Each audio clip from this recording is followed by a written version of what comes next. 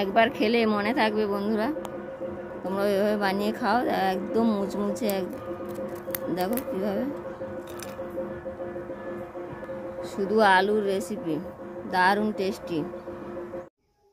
নমস্কার বন্ধুরা, মিনা ব্লগে তোমাদের সবাইকে শুভেচ্ছা। আজ আমি তোমাদের আলুর খুব সহজ একটা রেসিপি দেখাবো, বাচ্চা বড় সবাই খুব ভালো পছন্দ করে। দেখো আলু, আমি কয়েকটা আলু নিয়েছি, আলুগুলো ছাড়িয়ে একদম পাতলা পাতলা করে কেটে নেব।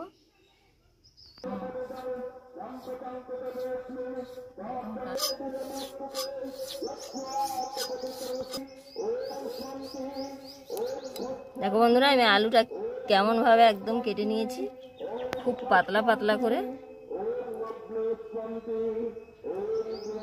একদম।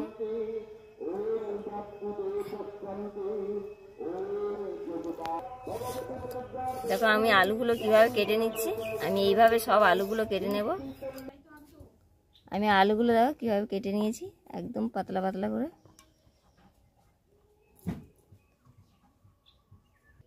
আলুগুলো আমার কাটা হয়ে গেছে, এবার আমি স্বাদ মতো লবণ দিয়ে দেবো।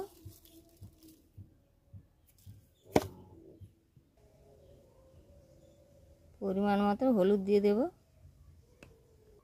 আমি অল্প পরিমাণে লাল গুঁড়ো লঙ্কা দিলাম। ভালো করে আমি মাখিয়ে নেব।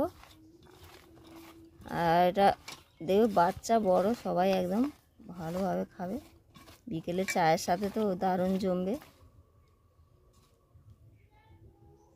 আর এটা আমি দেখো তৈরি করার জন্য আমি কাঠি বানিয়ে নিয়েছি সরু সরু করে,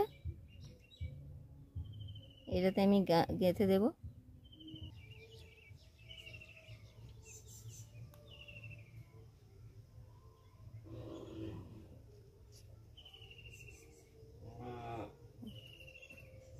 দেখো এইভাবে আমি সব ভালো করে বানিয়ে নেব।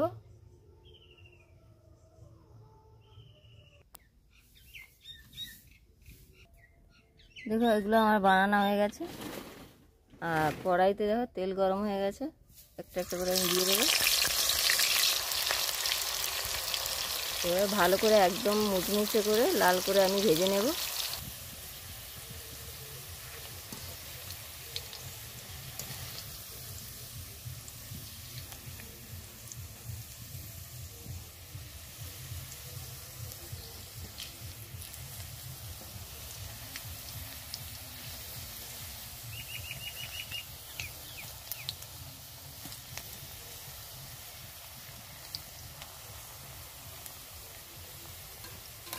দারুণ টেস্টি বন্ধুরা,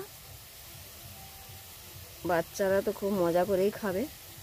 একবার এভাবে বানিয়ে খাও। আমার ভিডিও ভালো লাগলে লাইক করো, কমেন্ট করো আর সাবস্ক্রাইব করো আমার চ্যানেল, ভালো ভালো ভিডিও দেখার জন্য, রান্না দেখার জন্য সাথে থাকো বন্ধুরা। আর দেখো ভাজা হয়ে গেছে, আবার আমি এবার তুলে নেব।